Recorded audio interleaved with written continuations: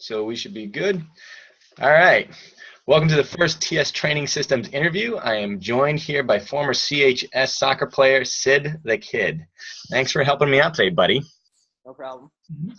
All right. So I gave Sid some questions to answer ahead of time so that we could kind of get this through quickly, but I think they're important. So let's start with the first one.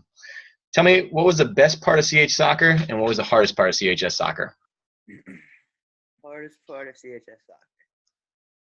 So, hardest part was when I came in as a freshman and I was straight on varsity with another kid, Jay Goldstein, and we went through a freshman year where we were really successful, but then all those guys graduated and we had to fill those shoes. And we went through a couple years of transition years where we were the first team not to make the state tournament in Coach Bronco's history in our sophomore year and our junior year. We also struggled a lot to create wins. So I think that was probably the hardest part is like personally, I'm someone who loves to win.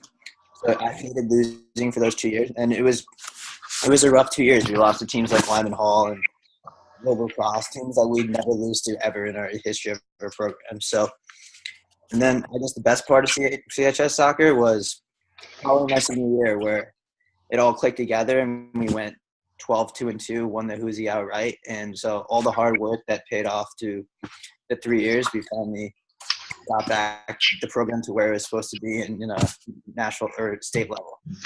That's awesome. Yeah. So it sounds like dealing with some of the competitive stresses is kind of the highs and lows of like playing for you.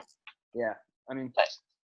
yeah, that was basically the main part. I mean, from where the program was and then where it is now and then where it went back to and again. So I think we left it in a good place. Nice. All right.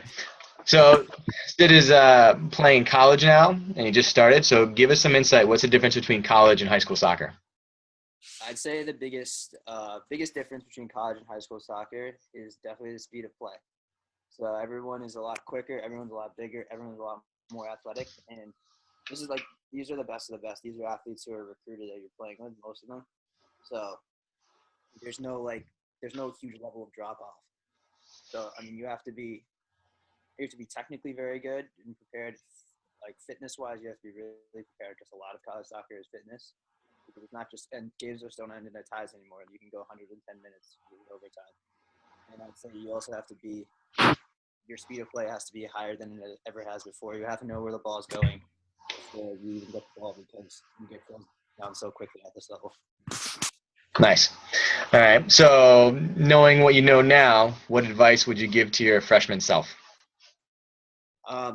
So like I said earlier, I was a freshman and I had the pleasure and the privilege to make the varsity team my freshman year. So, I mean, I was a pretty impressionable kid with all the seniors and everything like that. So, I mean, I went down some bad roads with the seniors and stuff. And, that's just, I mean, freshman varsity, I mean, not making excuses for myself, but I should have known better. And eventually what my mistakes my freshman year cost me down the run as far as captaincy for the team in the future.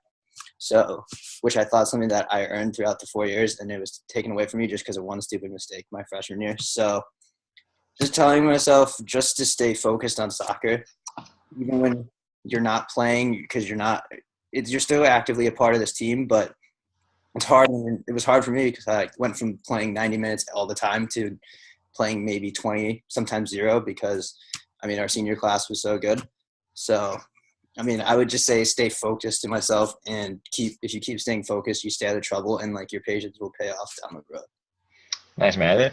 That's a tough lesson to learn, but I'm sure it's kind of puts you back on the right track is to figure out how to handle things like further down the road because it's the same stuff in college too. Like it doesn't go away.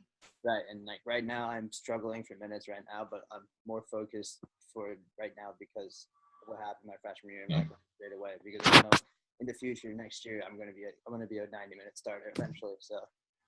Nice, man. All right, last one.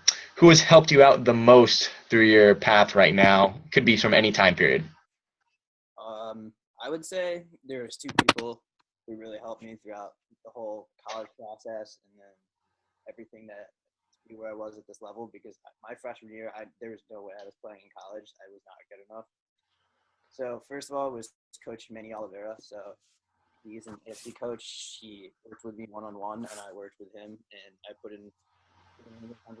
I gave him my 100%, and the results paid off. I mean, I went through a long process, but I found a college spot, and I was recruited, so I also got money and stuff. So it was I worked really hard with him, and he was there for everything: questions, recommendations.